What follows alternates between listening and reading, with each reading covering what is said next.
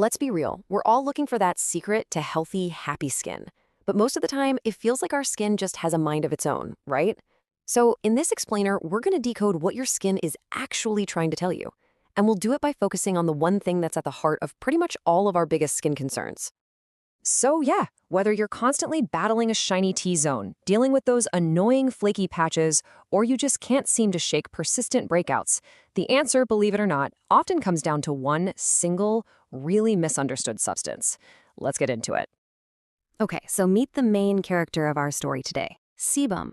This stuff is the key to understanding, well, everything. From that midday shine to that frustratingly tight, dry feeling.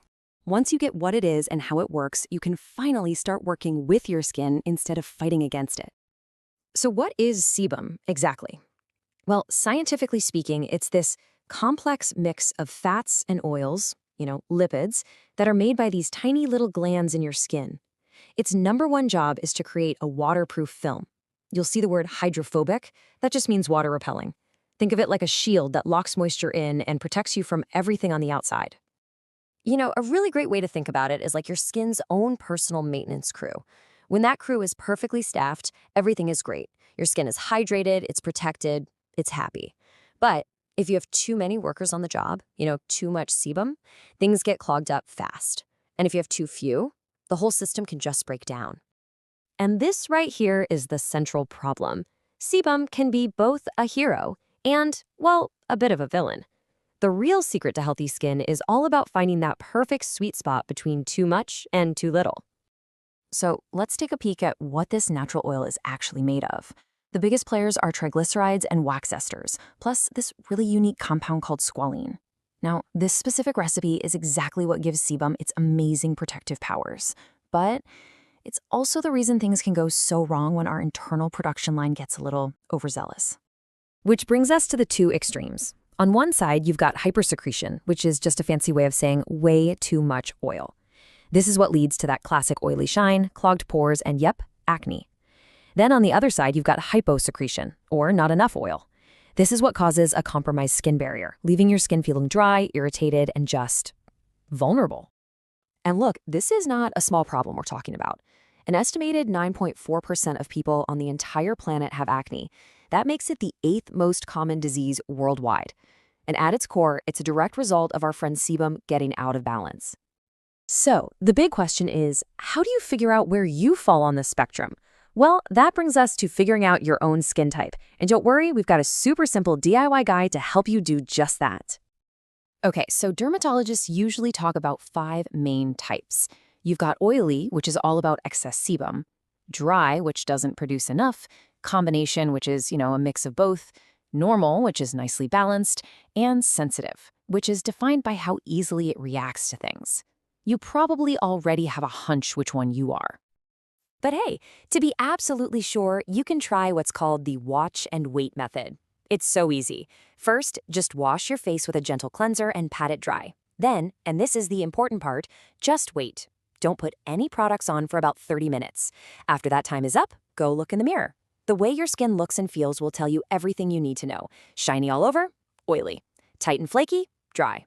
Only shiny on your forehead and nose? That's combination.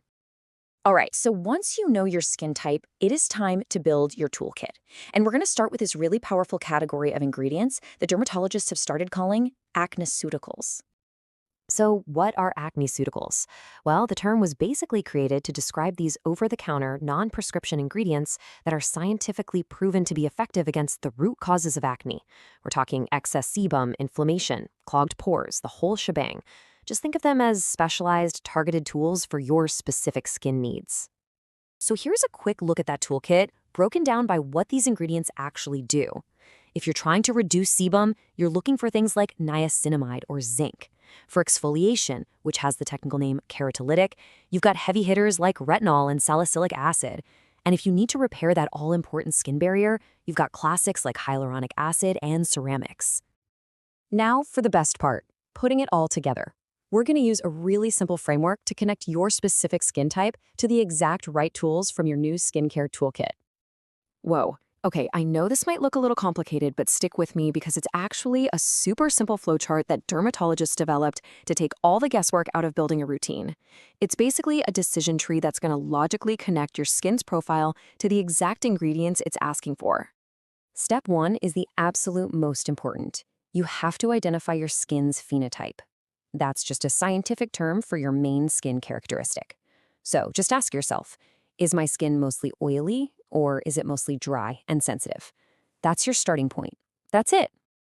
Okay, step 2 gets a little more specific. What kind of breakouts are you actually dealing with? Is it mainly comedonal acne, blackheads, whiteheads, those clogged pores? Or is it inflammatory acne, those red, sore pimples that can really hurt? Your answer here determines which path you're going to take on the chart. So let's walk through this algorithm in action. Let's say you identified your skin as oily. The chart points you directly to sebum inhibitors like niacinamide. Simple. If you said you're dry and sensitive, it's going to point you straight towards barrier repair with ingredients like ceramides. What if your main issue is blackheads or that comedonal acne? Boom, you're guided right to exfoliants or keratolytics like retinol. See, it's just a simple, logical path from problem to solution. At the end of the day, your skin is constantly communicating with you. It's sending signals through oiliness, through dryness, through breakouts. The only question left is, now that you understand the language, are you ready to finally listen?